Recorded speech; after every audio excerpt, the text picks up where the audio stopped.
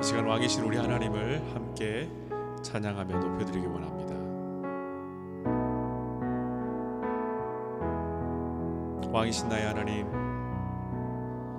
왕이신 나의 하나님, 내가 주를 높이고 영원히 주의 이름을 송축하리이다.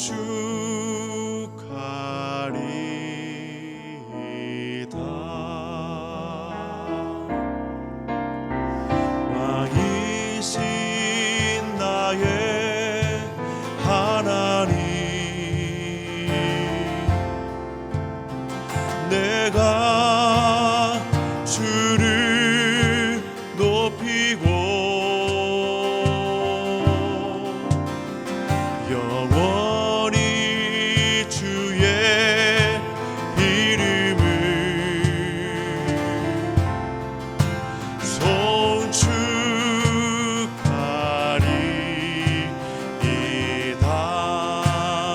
다시 한번 고백합시다.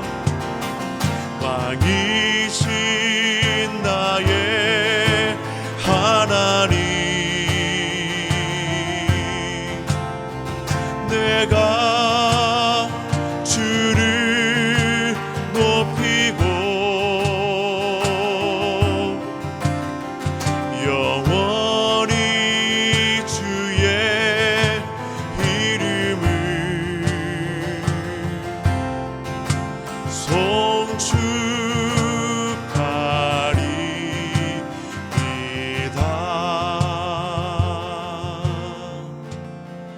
영원히 주의 이름을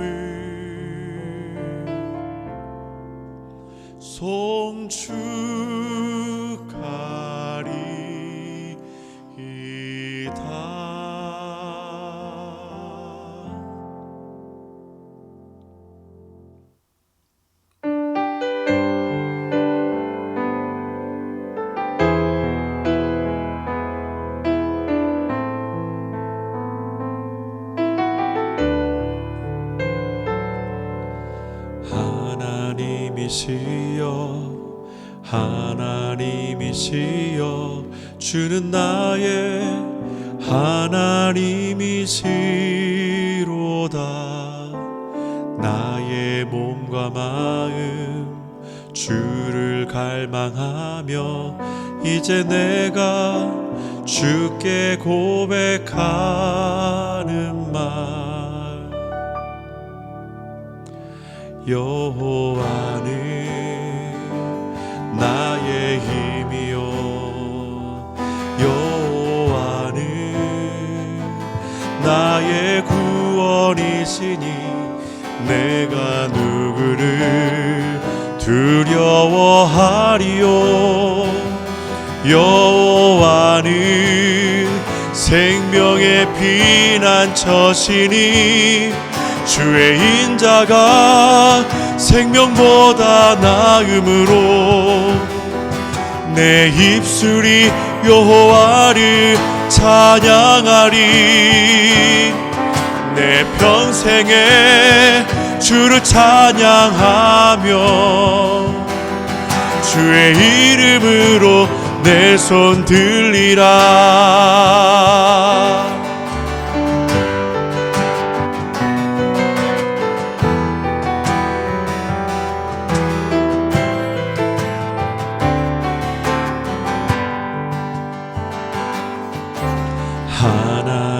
하나님이시여, 하나님이시여, 주는 나의 하나님이시로다.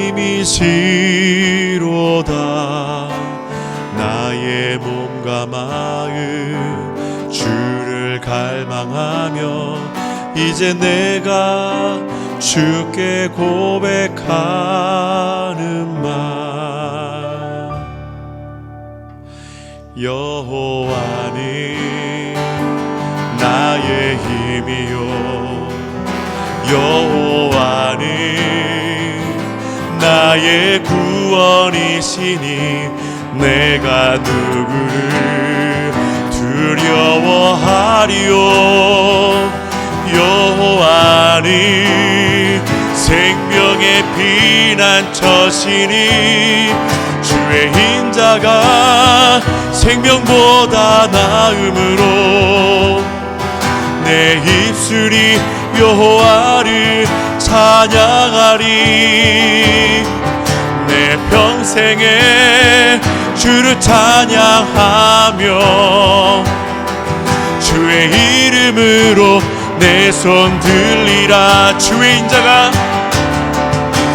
인자가 생명보다 나음으로 내 입술이 여호와를 찬양하리. 내 평생에 주를 찬양하며 주의 이름으로 내 손 들리라. 예수의 이름은 세상의 소망이요. 예수의 이름은 전국의 기쁨일세. 슬픈 마음 있는 사람 예수 이름 믿으며 영원토록 변함없는 기쁜 마음 얻으리. 예수의 이름은 세상의 소망이요. 예수의 이름은 전국의 기쁨일세. 거룩하신 주의 이름 너의 방패 삼아라. 환난 시험 당할 때에 주께 기도드려라. 예수의 이름은 세상의 소망이요. 예수의 이름은 전국의 기쁨일세. 존귀하신 주 이름, 존귀하신 주의 이름 우리 기쁨 되도다. 주의 품에 안길 때에 기뻐 찬송 부르리. 예수의 이름은 세상의 소망이요. 예수의 이름은 전국의 기쁨일세.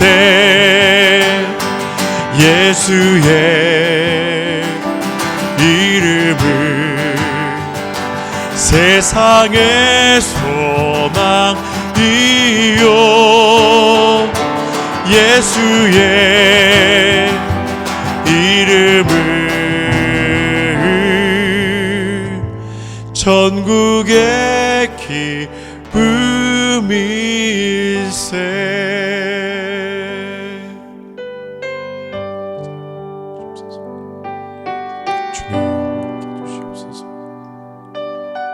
우리의 영혼에서 만드신 아버지 하나님 주님께 기도를 주옵소서. 오직 아버지를 넘어갑니다. 주님 우리 도우시옵소서. 하나님의 사랑해 주시옵소서. 주여 하나님을 부어주시옵소서. 어둠 속 헤매이던 내 영혼 갈 길 몰라 방황할 때에 주의 십자가 영광의 그 빛이 나를 향해 비추어 주셨네. 주홍빛보다 더 붉은 내 죄 그리스도의 피로 씻기어 완전한 사랑 주님의 은혜로 새 생명 주께 얻었네. 은혜 아니면 나서지 못하네. 십자가의 그 사랑 능력 아니면 나서지 못하네. 은혜 아니면 나서지 못하네. 놀라운 사랑 그 은혜 아니면 나서지 못하네.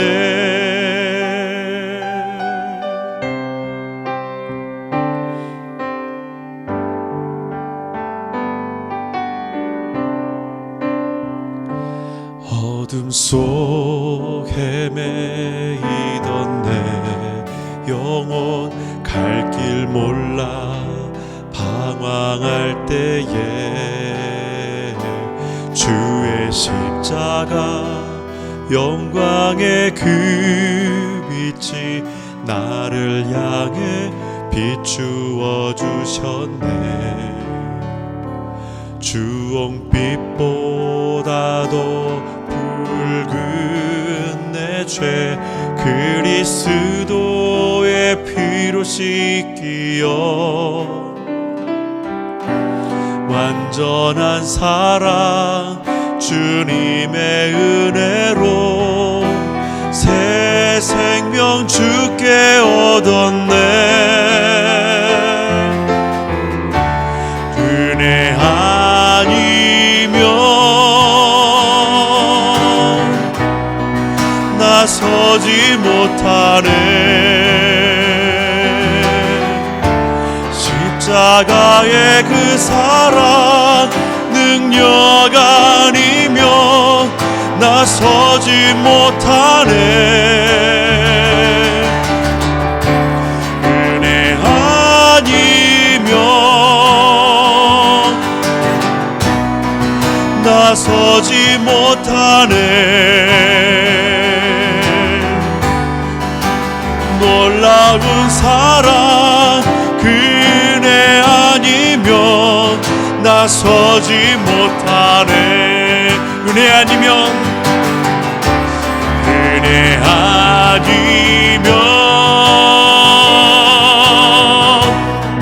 나서지 못하네. 십자가의 그 사랑 능력 아니면 나서지 못하네. 은혜 아니면 나서지 못하네. 놀라운 사랑 그 은혜 아니면 나서지 못하네.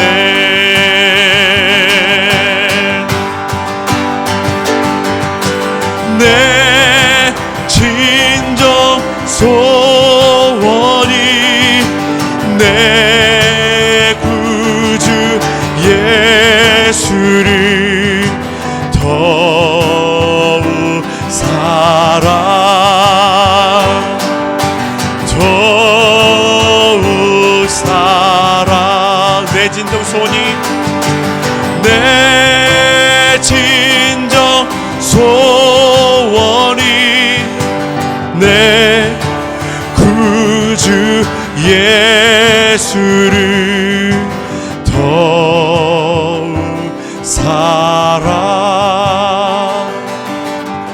더욱 사랑 더욱 사랑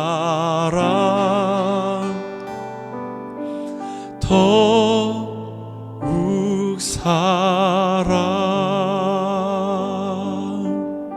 시간의 예배를 위해서 함께 기도하겠습니다. 아버지 하나님, 저희는 은혜 아니면 설 수가 없습니다. 오직 주의 은혜로 주 앞에 나아가며 죄 많은 저희들이 거룩하신 주님 앞에 그 귀한 존전에 나아갈 수 있는 귀한 은혜를 받았습니다. 아버지 하나님, 오늘 예배 가운데 주님께서 함께 해주셔서 저희를 씻기시고 저희를 깨끗게 하시고 저희를 소생케 하시고 주님 저희를 회복하여 하여 주시옵소서. 시간 예배를 위해서 함께 기도하며 나아가겠습니다. 기도합시다. 아버지 하나님, 잘 믿습니다. 시간 아버지 하나님께 함께 해주셔서 주여 은혜 보여주시옵소서. 주님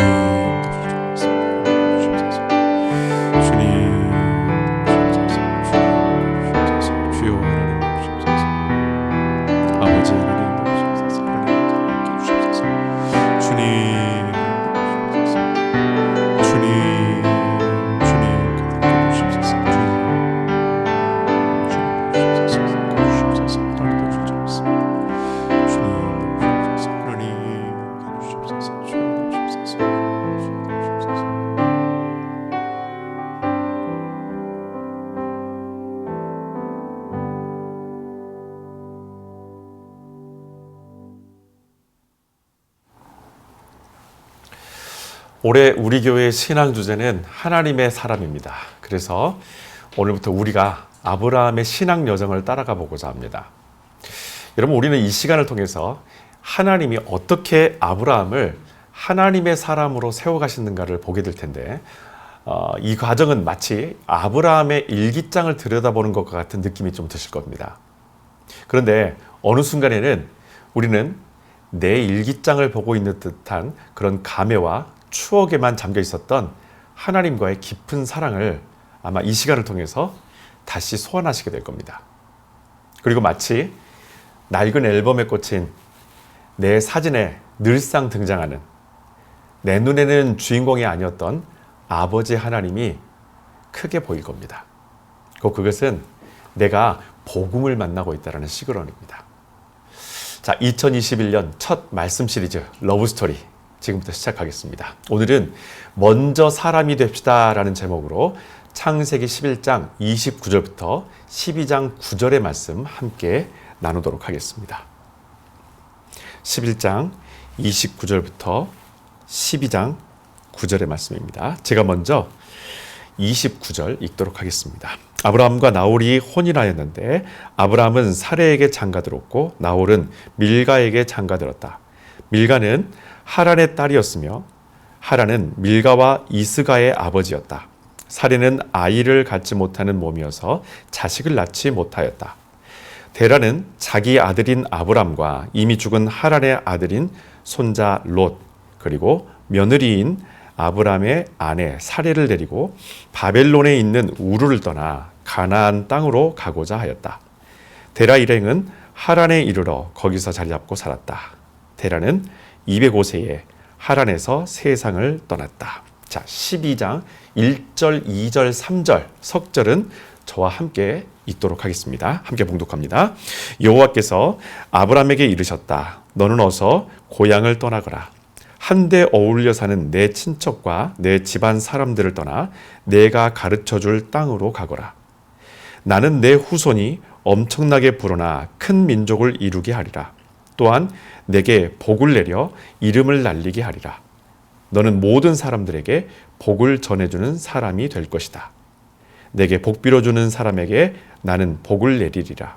내게 저주하는 사람에게는 나 역시 저주하리라.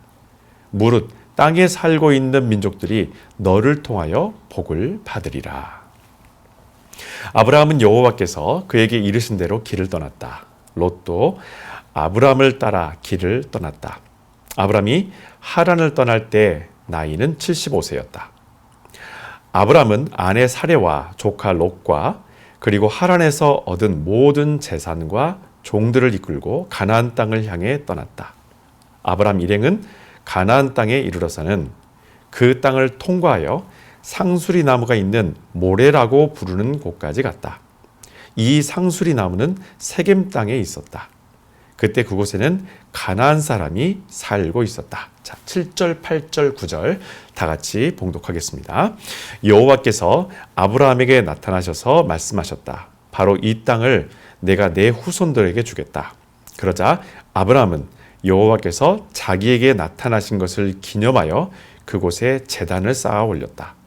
그 뒤 아브라함은 남쪽에 있는 산악지대로 이동하였는데 이 산악지대는 베델 동쪽에 있었다. 그는 그곳에 자리 잡고 장막을 쳤다. 아브라함 일행이 자리 잡은 곳은 서쪽으로는 베델이 있었고 동쪽으로는 아이가 있었다. 아브라함은 거기에다 또 제단을 쌓고 여호와께 제사드렸다. 그 뒤 아브라함은 조금씩 가나안 남부 지역으로 옮겨갔다. 아멘. 3년 전에 이 얼굴 없는 어느 유명 화가의 작품이 소더비 경매장에 올라왔었습니다. 그 화가의 이름은 뱅크시입니다. 주로 건물의 외벽에 그림을 그리는 그래비티 화가였기 때문에 사람들의 눈에 자주 띌 법한데 한 번도 그의 얼굴을 본 사람이 지금까지 없습니다. 이런 뱅크시의 Girl with Balloon, 소녀와 풍선이라는 작품이 그날 경매에서 약 180만 불에 낙찰이 됩니다. 그런데 흥미로운 일이 낙찰되자마자 벌어집니다. 이 액자에 있었던 그림의 절반이 갑자기 밑으로 쭉 내려오면서 파쇄가 돼버린 겁니다. 뱅크시가 그 액자 밑에 파쇄기를 설치를 해서 낙찰이 되자마자 한순간에 그 절반이 잘려나가도록 이미 설계를 해놨다는 것입니다. 분명히 우리가 보기에는 이거 속은 겁니다. 그렇죠?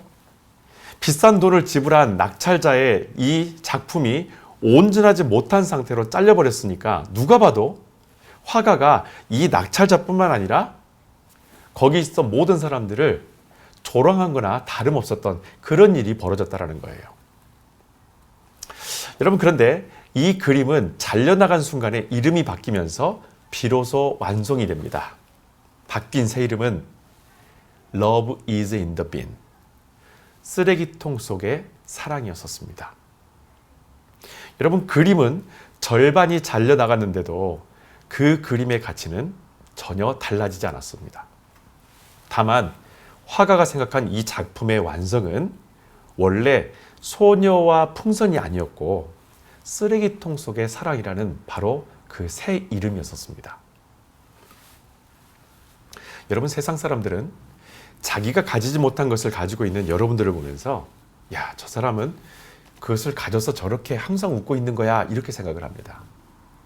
그러면서 어떤 사람은 여러분들을 부러워하기도 하고 또 어떤 사람은 시기하고 질투하기도 합니다. 그런데 우리가 여러분 이렇게 기쁨이 넘치고 항상 미소가 넘치는 것은 무엇 때문입니까? 정말로 그 사람이 다른 사람들이 가지 못한 것을 내가 다 가졌기 때문입니까? 사실은 그렇지 않죠. 우리가 이렇게 기뻐하고 감사하고 우리 얼굴에 미소가 자꾸 계속 지어지는 이유는 하나님께서 사단으로부터 우리를 예수 그리스도의 피로 빼앗아 오셔서 다시 한번 그 안에 브레이크다운, 우리를 분해하는 과정을 통해 최종적인 이름을 우리에게 허락해 주셨기 때문입니다. 그렇게 하나님께서 우리를 만드신, 다시 완성하신 그 그림의 새 이름, 그 작품의 새 이름이 무엇입니까? 내 아들과 내 딸입니다.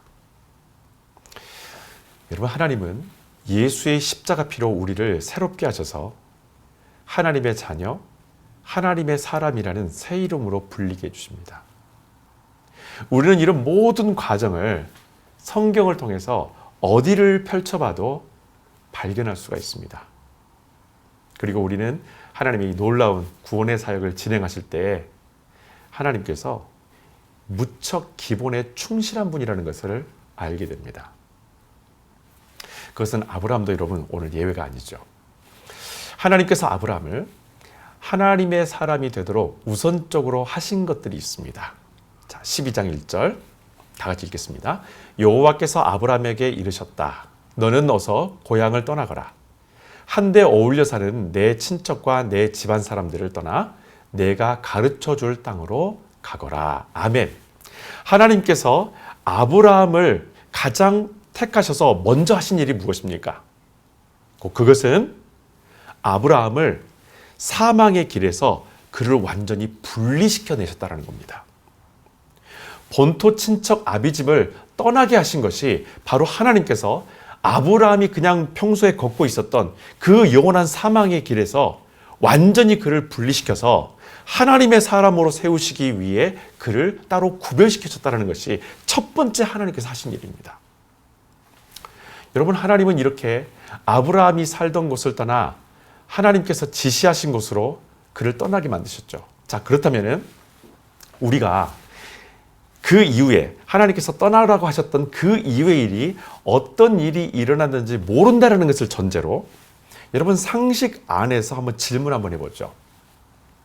하나님께서 가라고 지시하신 곳이라면은 여러분 그곳이 더 나쁜 곳일까요? 아니면 똑같은 곳일까요? 아니면 더 나은 곳일까요?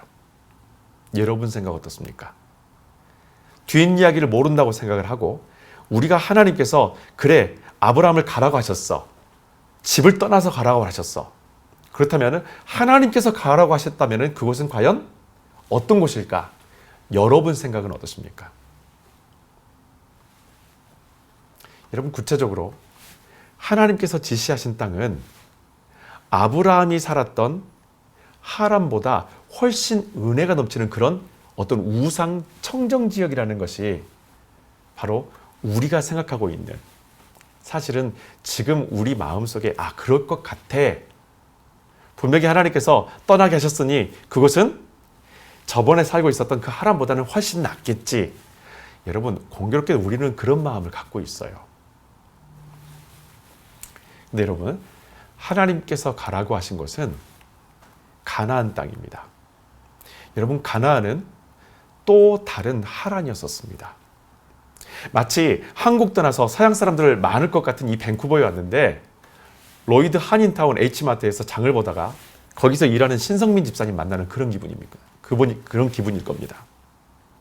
여러분 12장 5절 6절에 보면은 아브라함 가족이 거기 도착했었을 때 그곳에는 새롭게 출발할 수 있는 어떤 교회가 있는 것도 아니고 믿음이 좋은 어떤 신앙인들의 어떤 공동체가 있는 것도 절대 아니었습니다.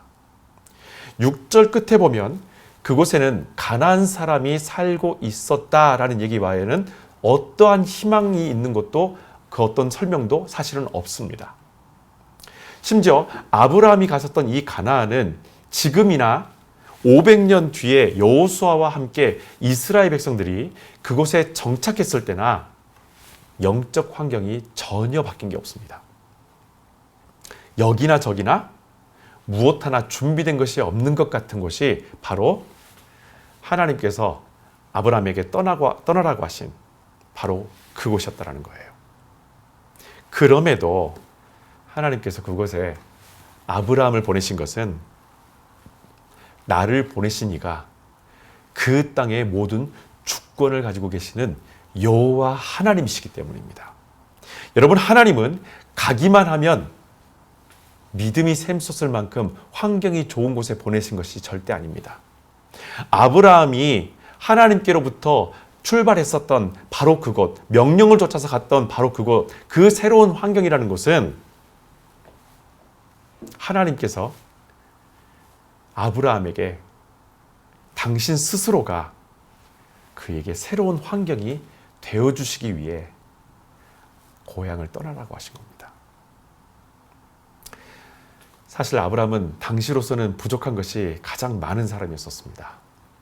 11장 30절에는 여러분 아브라함과 사레 이 부부가 자녀를 갖지 못했다라고 말을 합니다. 여러분 우리는 다른 사람이 갖고 있는 것 중에 갖지 못한 것들이 적어도 하나씩은 있습니다.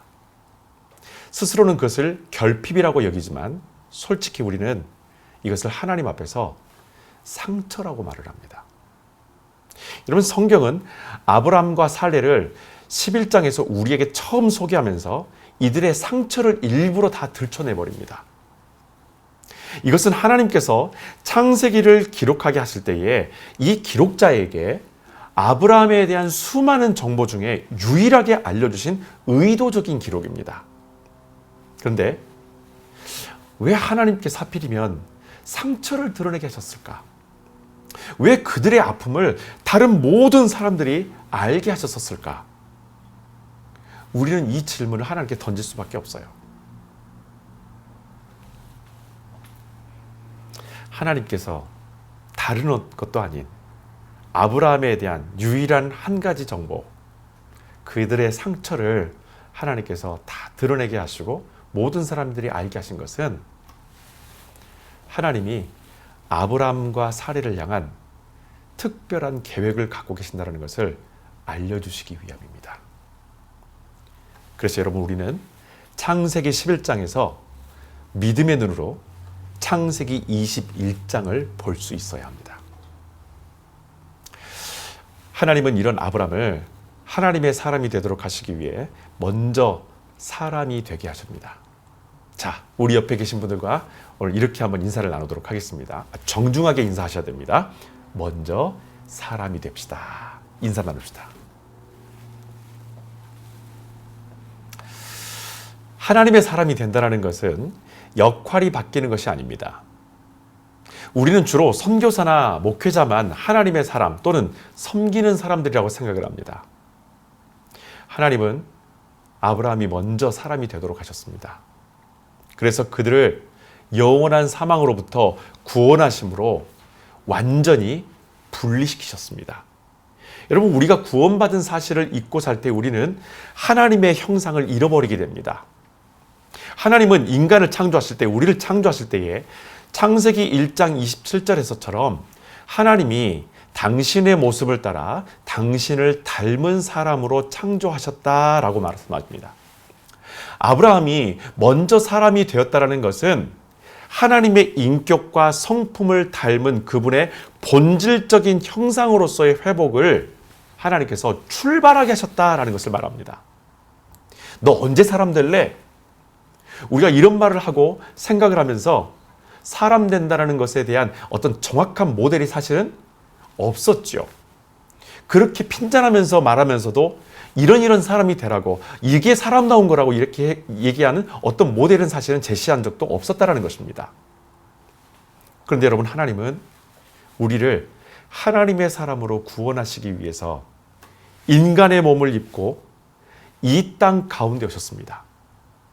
여러분, 예수 그리스도는 참 하나님의 사람, 우리가 사람 되어야 할 때 어떤 사람이 되어야 하는지를 몸소 보여주신 바로 그 실체인 줄로 믿습니다. 여러분, 사람이 되는 첫걸음은 예수 닮는 것입니다. 하나님은 아브라함을 영원한 사망으로부터 구원해 주심으로 사람다운 사람이 되게 하셨고, 이로써 하나님의 사람이 되었었을 때에 그의 삶이 전과는 완전히 달라진다는 것을 우리에게 말씀하십니다. 자, 그런데 이것이 달라진 새로운 축복의 삶이 됨과 동시에 가장 많은 도전과 넘어짐을 겪게 될 양면성을 사실은 갖고 있다는 것입니다. 첫 번째로, 여러분, 하나님의 사람은 말씀에 순종하면서 살아갑니다.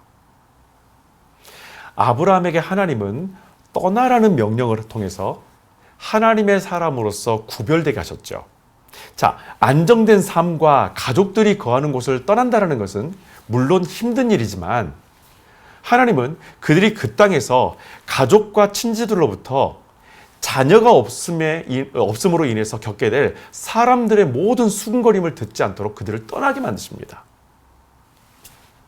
그 순간부터 하나님은 이미 새 일을 시작하신 것이죠.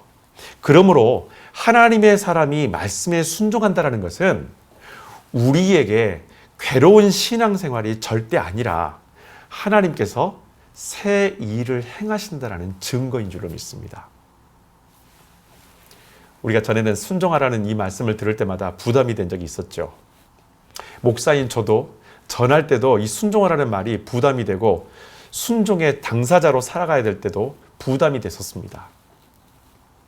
하나님은 우리에게 순종함을 통해서 괴롭히는 분이 절대 아닙니다. 여러분, 요나는 하나님께서 원수 같은 니느웨에 가서 회개를 선포하는 그 말씀에 순종하는 것을 부담으로 느낄 뿐만 아니라 심적으로 하나님이 나를 무척 괴롭히신다고 여겼었습니다. 왜냐하면 나에게 이득될 것이 1도 보이지 않았기 때문이죠. 요나에게 이득될 만한 것은 니느웨가 의로운 심판을 받아서 하나님이 살아계심을 온 천하가 보는 것입니다. 그런데 하나님이 원하시는 것은 심판이 아니라 구원이었다라는 것입니다.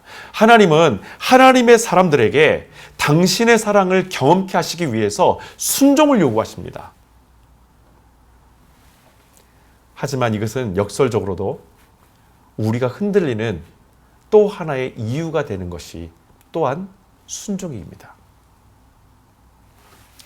두 번째로 여러분, 하나님의 사람은 그 자체로 우리가 복이 되게 만드십니다. 12장 2절입니다. 다 같이 읽어보겠습니다.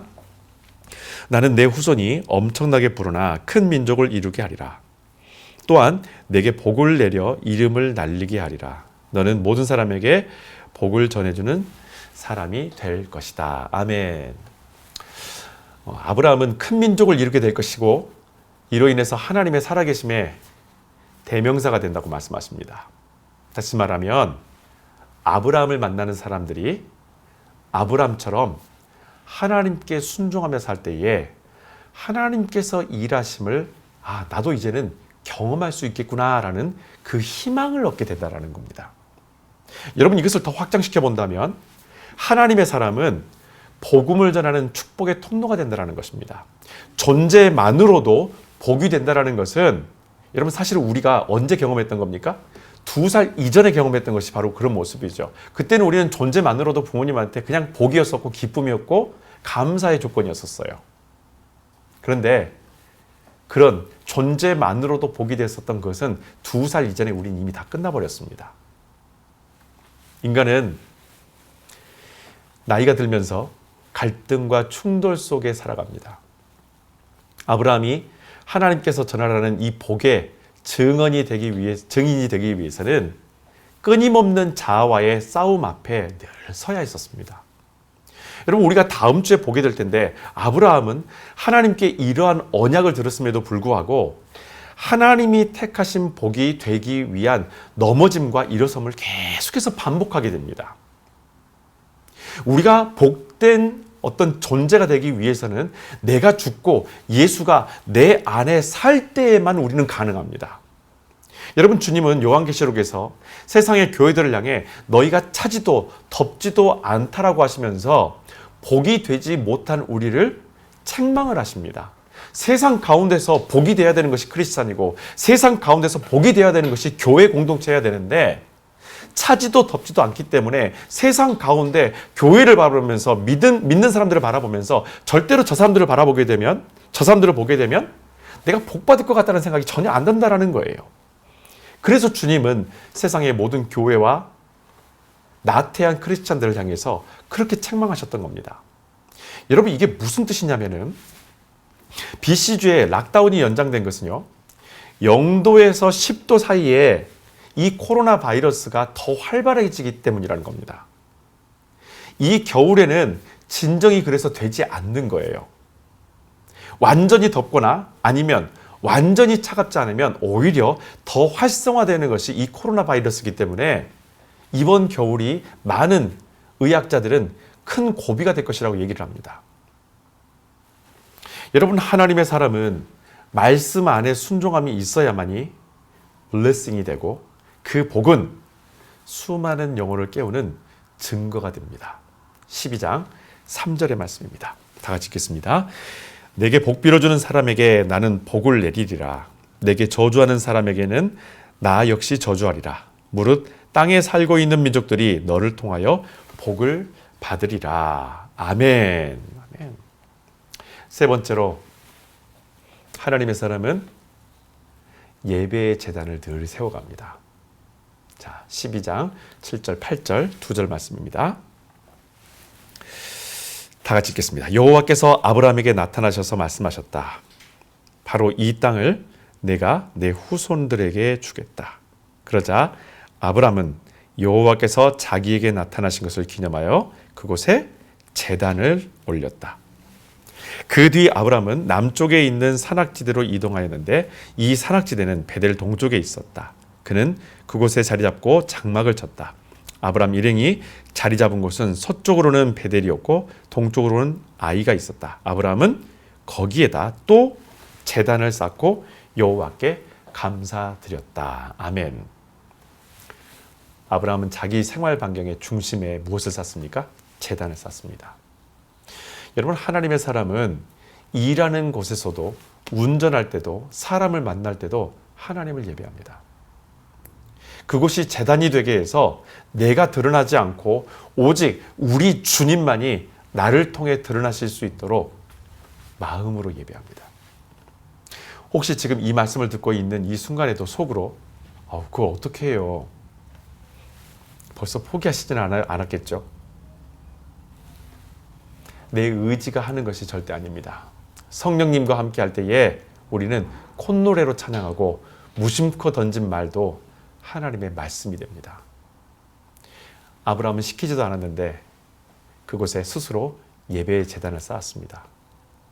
그것은 나는 지금 주께서 통치하시는 땅에 들어와 사는 하나님 나라의 백성이라는 믿음의 선언과도 같은 것입니다.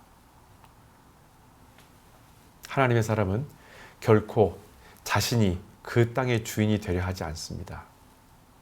반면에 이것 또한 우리가 또 치열하게 싸워야 될 영적 도전이기도 하죠. 운전을 하다가 여러분, 제가 요즘에 차의 타이어가 거의 닳아서 이 빗길에 심하게 미끄러진다는 것을 느끼고 나서는 타이어를 교체할까 지금 생각 중이었었습니다. 그래서 이렇게 타이어 시세를 알아보고 있었는데 정말 흥미로운 프로모션이 눈에 띄었습니다. 타이어 3개를 사면 4번째는 공짜. 사람은 한 짝 한 짝 세일해 준 어떤 가격보다 하나를 통째로 공짜로 준다라는 그런 광고에 한순간 눈이 쏠리게 됩니다. 알고 보면은 공짜는 없죠.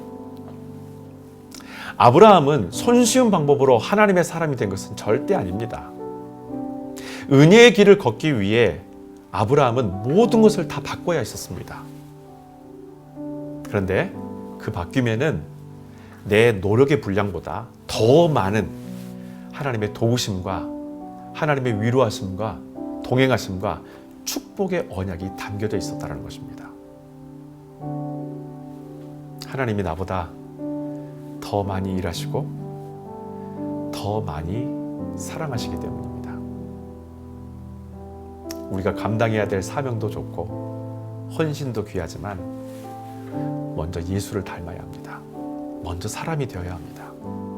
사람다운 사람이 되는 것은 주님이 함께 걷자고 했던 그 길을 동행하는 것으로 시작됩니다. 여러분들은 지금 어디에 있습니까? 그리고 여러분들은 지금 누구입니까? 우리는 하나님의 사람입니다. 하나님께서 우리를 하나님의 사람으로 만들기 위해서 죄악의 모든 자리 가운데서 우리를 철저하게 분리시키기를 원하십니다. 그리고 하나님의 사람으로서 우리가 마땅히 어떻게 살아야 되는지를 하나님께서는 말씀하십니다. 축복은 이미 하나님께서 다 준비해 놓으셨습니다. 하나님의 사람으로 살 때 그 축복의 문이 열릴 줄로 믿습니다. 시간 주신 말씀 가지고 함께 기도하기 원합니다.